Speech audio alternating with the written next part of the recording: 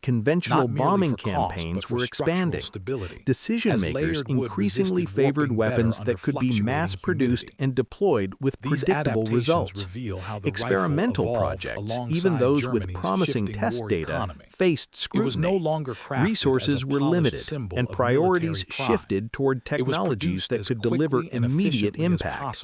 Public awareness of the bat bomb was virtually non-existent during the war. The project remained highly classified. Only small circles within military research units knew the full details. When reports later surfaced after the war ended, many people were stunned to learn that such a weapon had progressed so far in development. It challenged the common image of World War II technology, revealing how far innovation had stretched in search of advantage. Historians still debate how effective the bat bomb might have been if it had been deployed. Some argue that its unpredictability would have limited its military value. Others suggest that in the right conditions, especially in densely built wooden cities, it could have produced widespread structural fires.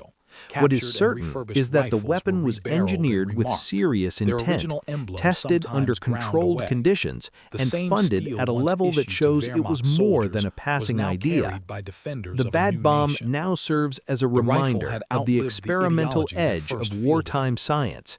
It demonstrates how conflict can accelerate creativity, pushing researchers to combine biology and engineering in unconventional ways. It also highlights how quickly priorities can change when new technologies emerge. In the end, the project was archived, its blueprints stored, its prototypes dismantled, and its story slowly uncovered years later by historians studying declassified records. Even today, the concept continues to spark curiosity because it blurs the line between nature and machinery, between strategy and imagination.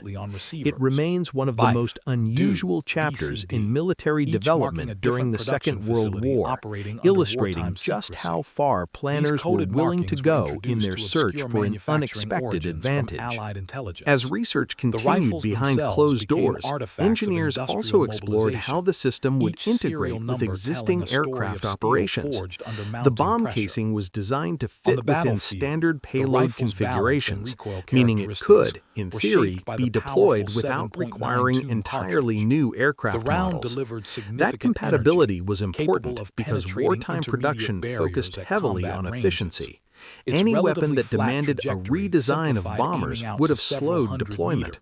The bat bomb's designers understood this limitation and worked to keep the structure as adaptable as possible. Meanwhile, animal behavior specialists studied how to minimize stress during transport.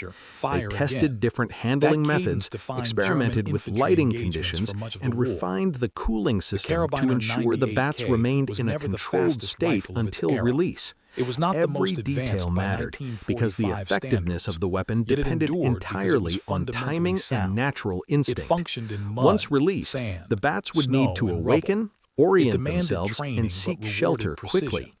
The success of the concept relied on predictable biological patterns, something that added both innovation and uncertainty to the design. As 1945 approached, strategic priorities shifted once again. Military leadership increasingly focused on weapons that could produce immediate and decisive results. Large-scale bombing campaigns were already reshaping urban landscapes across multiple regions. In that environment, experimental projects faced intense evaluation. Decision-makers had to weigh cost, time, reliability, and overall strategic impact. Even promising prototypes could be sidelined if they did not align with evolving objectives.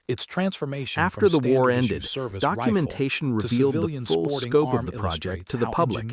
What once had been a highly secret initiative became a subject of historical analysis and debate. Researchers examined test reports, budget allocations, and technical drawings to understand how close the weapon had come to deployment. Some historians view it as a bold example of unconventional thinking under pressure. Others see it as proof of how experimental ideas can emerge during extreme global conflict. The bat bomb remains a striking example of wartime innovation at its most unusual. It combined biology, engineering, and military strategy in a way few other projects ever attempted. While it never entered combat, its development demonstrates the lengths to which nations will go when seeking an advantage. It also highlights the experimental atmosphere of the era, when rapid technological advancement blurred the boundaries between science and warfare. Even decades later, the story continues to capture attention because it challenges expectations about what weapons can be. It represents a moment in history when imagination and necessity intersected, producing one of the most unconventional projects ever seriously pursued during World War II.